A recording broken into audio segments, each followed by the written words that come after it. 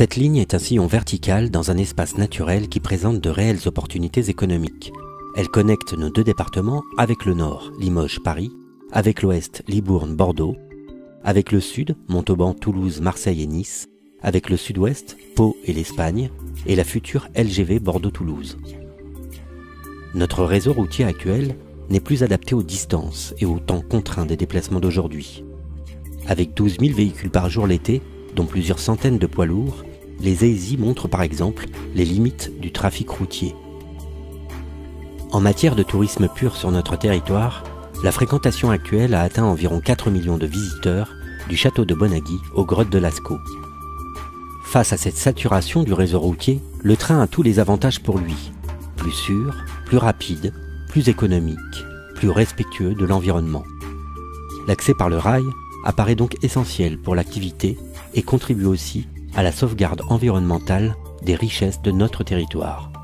Le développement économique de notre territoire ne peut se passer de liaisons directes et rapides vers les pôles universitaires, plus de 10 000 étudiants sur les deux départements, et les centres économiques des métropoles. Le train régional doit se réinventer pour permettre aux habitants, aux étudiants, aux touristes, de traverser leur département et rejoindre les pôles urbains pour leurs besoins professionnels, d'études. L'engorgement par les poids lourds sur un axe nord-sud nécessite de repenser complètement le transport ferroviaire de marchandises, en s'appuyant sur les plateformes existantes et laissées à l'abandon depuis des décennies.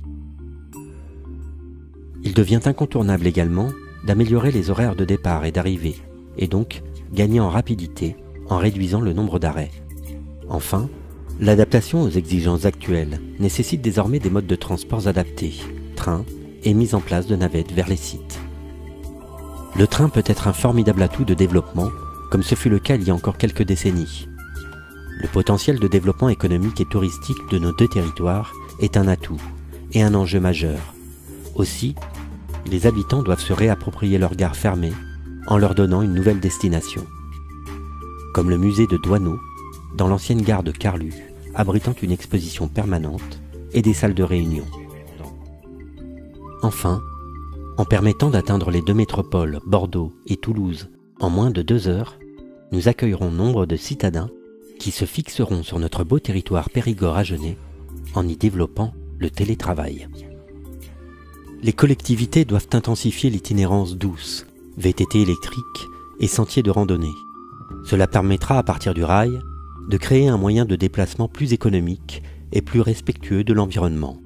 Dans le même sens d'ailleurs, les études récemment menées par la région et l'État sur les trains roulant à l'hydrogène ou hybrides nous orientent vers des solutions plus écologiques. En 2016, 396 accidents ont eu lieu sur le réseau routier compris entre Agen et Périgueux. Ces accidents ont engendré 519 blessés et 69 morts. Le coût global de ces accidents s'élève à 417 millions d'euros. Si, par modernisation, son adaptation aux besoins sociétaux et de ce fait son attractivité, la ligne Périgueux-Agen permettait de réduire ne serait-ce que de 10% le nombre de ses victimes, l'économie réalisée sur 10 ans serait de 417 millions d'euros. Mais en dehors de l'aspect financier, la ligne Périgueux-Agen reste avant tout une ligne de vie.